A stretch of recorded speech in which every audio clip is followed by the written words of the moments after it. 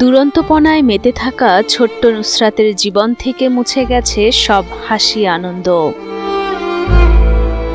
Brain স্ট্রোকের পর হাত পা অবশ হয়ে থেমে গেছে তার পথ চলা। ছোট বোনরাও ভালো নেই তার এমন অবস্থা দেখে। হতদরিদ্র বাবা মায়েরও চিন্তা আদরের মেয়েটিকে ঘিরে। অভাবের সংসারে মেয়ের অসুস্থতায় দিশেহারা তারা। প্রতি মাসে চেকআপেই প্রয়োজন হয় ৩০,০০০ টাকা। মাসে দুইবারের চেকআপ দেওয়া লাগে, মাসে ৩০,০০০ টাকার মতন লাগে। ফ্যামিলি চালানো, ট্রিটমেন্ট চালানো। নোয়াখালী সদর উপজেলার পূর্ব মাইজদি গ্রামের নূর হোসেনের ৩ মেয়ের মধ্যে বড় মেয়ে নুসরাত। ২ বছর আগে বেগমগঞ্জ উপজেলার মিরওয়ারিশপুর গ্রামে নানার বাড়িতে বেড়াতে গিয়ে বজ্রপাতের শব্দে আতঙ্কিত হয়ে জ্বরে আক্রান্ত হয় সে।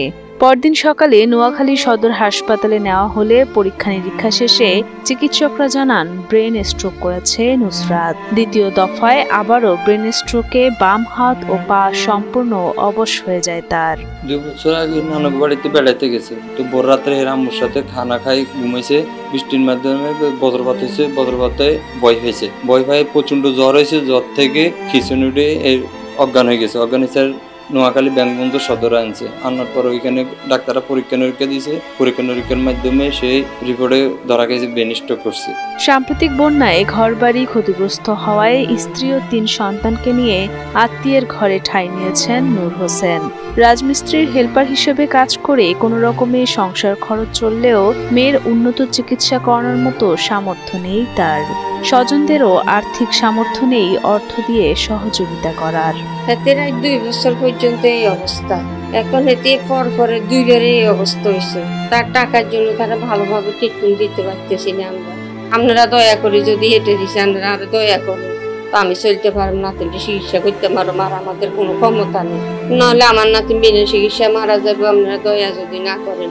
এর আগে চিকিৎসার জন্য সাধ্যমতো সাহায্য করেছে প্রতিবেশীরা, কিন্তু দীর্ঘদিনের চিকিৎসা ব্যয়ে এখন আর পেরে উঠছেন না কেউই।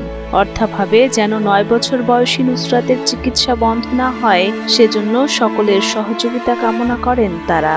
যদি দেশবাসী এমনকি প্রবাস বাইরে যারা আছে, আমরা কিছু আর্থিক সহযোগিতা করে মেয়ে ট্রিটমেন্টটা পরিপূর্ণ সুস্থ করতে পারবো। ট্রিটমেন্ট দিলে, ভালো একটা ট্রিটমেন্ট করতে পারলে পরিপূর্ণ সে সুস্থ আবার স্বাভাবিক জীবনে ফিরে যেতে পারবে। আমরা আশপাশে যে যতটুকু পেরেছি তার পরিবারকে সহযোগিতা করেছি। এবার আর্থিক সংকটের কারণে অসহায় পরিবারটি বাচ্চাটা চিকিৎসা করতে পারতেছে না। নুসরাত জাহানের পিছনে এগিয়ে আসার জন্য দেশবাসী এবং প্রবাসী ভাইদের প্রতি উদাত্ত আহ্বান জানাচ্ছি। এই অসহায় পরিবারটাকে যাতে আর্থিকভাবে, অর্থনৈতিকভাবে একটু যাতে সাহায্য করে দেশবাসী একটু এগিয়ে আসা উচিত আমি মনে করি, না হলে বাচ্চাটাকে বাঁচাতে পারবে না।